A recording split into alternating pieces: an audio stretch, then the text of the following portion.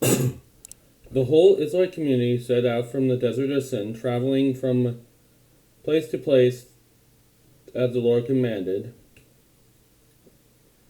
They camped at Rephidim, but there was no water for the people to drink. So the Lord told them to go over there. They went over there, and over there, there. So they asked Moses for water. Moses asked, "Why do you quarrel with me? Why do you put the Lord to the test?" Like, of course, He will give you water.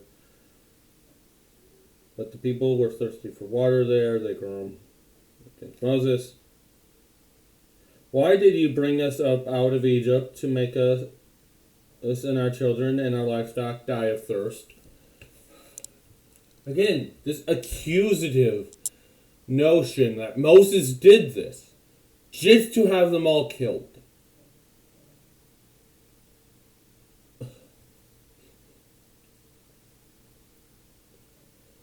They don't see the fact that they have to go through hard times.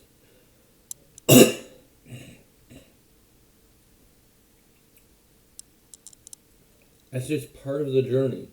They think, no, this must mean we are destined to die.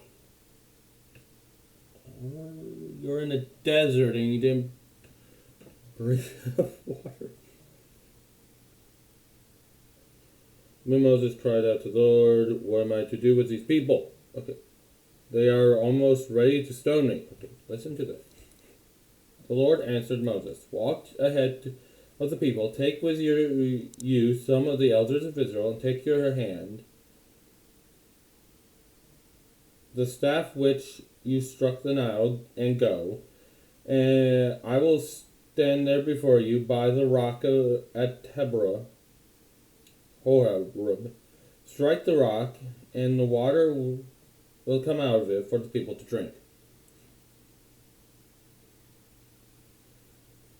Oh yes, so he did so. He called the place Massa and Marbim. It means testing and quarreling. Because the Israelites quarreled and because they tested the Lord, saying, "Is the Lord among us or not?" So, water from a rock.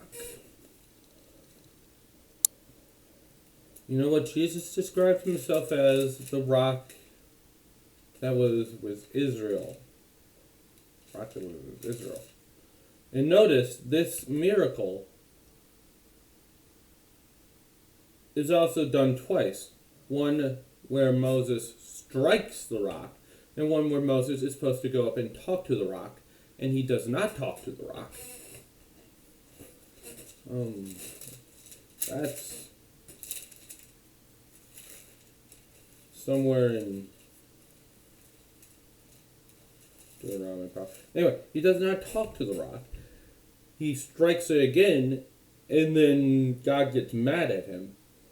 It doesn't allow him into the promised land.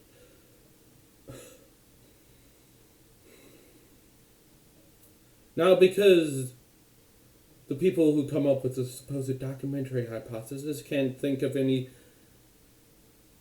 ancient reasons why these two events would not be the same event being told two different ways, because they have no imagination and done zero research into actual history, or think it's all contradictory nonsense and can't just, read. Let me explain something to you. First, being struck, and then water coming out, saving the people. Jesus describes himself as living water. Jesus described himself as the rock. He was the rock. In a metaphorical sense. First, he got struck, and water came out, blood, for the sins of the world. And the second time around, you don't have to strike the rock anymore. You can just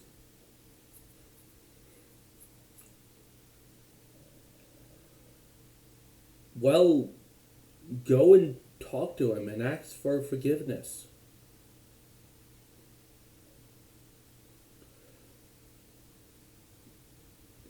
He doesn't need to die again. He died once and for all. All your sins are forgiven. Now, of course, atheists will want you to believe that, no, this is just a bunch of made up nonsense because reasons. They have zero evidence. Zero. If you actually do any research into the ancient Near East context, it's obviously not.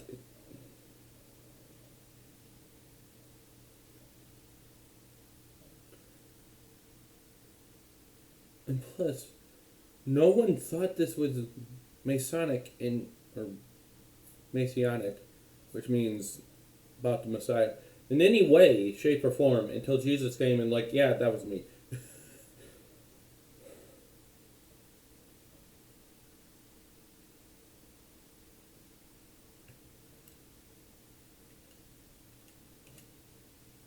Yeah, the documentary hypothesis has too many contradictions, too many questions of its own it cannot answer, and it's just bad. This American atheist really should go with European atheists, where, yes, Moses probably existed. Moses did exist. This stuff happened. Someone just took Moses' travel journal and turned it more into a historical story to teach lessons and stuff. Doesn't mean it wasn't actual history. It's that simple.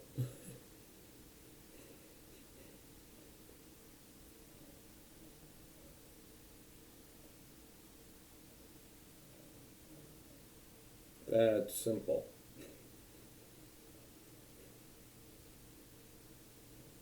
Also, if you're going to make up a book about your ancient ancestors, why have them be a bunch of whiny, complainy guys who don't do anything for their own salvation? All the Israelites did in this story was complain.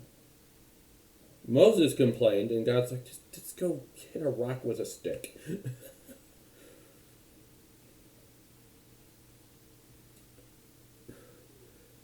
God produced the water from the rock.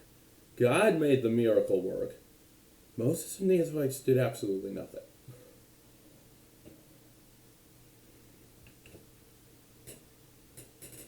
Also, Moses is a Levite, not someone from the tribe of Judah, who's the king class.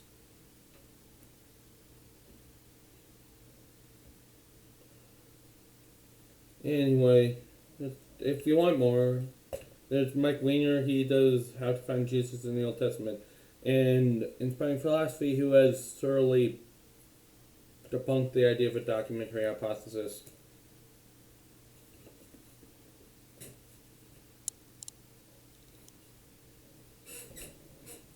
Yeah.